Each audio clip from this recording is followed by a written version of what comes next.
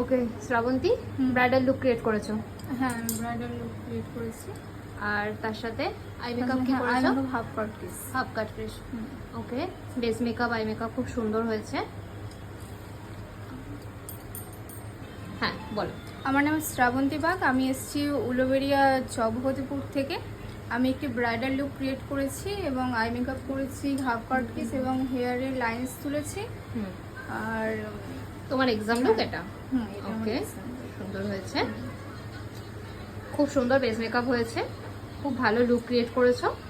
আরও ভালো করে কাজ করো।